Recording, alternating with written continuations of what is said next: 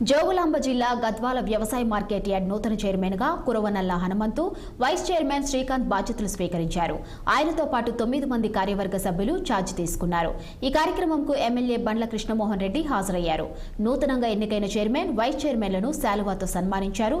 ఇక తనపై నమ్మకం ఉంచి ఏఎంసీ చైర్మన్ గా బాధ్యతలు అప్పగించినందుకు సీఎం రేవంత్ రెడ్డి, మంత్రులు జూపల్లి కృష్ణారావు, తుమ్మల నాగేశ్వరరావు, ఎమ్మెల్యే బండ్ల కృష్ణమోహన్ రెడ్డికి ప్రత్యేకంగా కృతజ్ఞతలు చెబుతున్నానన్నారు. గద్వాల వ్యవసాయ మార్కెట్ యార్డ్ అభివృద్ధికి కృషి చేస్తానన్నారు. అనంతరం మార్కెట్ యార్డ్లోని సీసీ రోడ్లు, డ్రైనేజీలు, మంచినీటి వసతి, టాయిలెట్ల నిర్మాణం కోసం 3 కోట్ల అభివృద్ధి పనులు చేపట్టేందుకు ప్రణాళికను సిద్ధం చేశారు.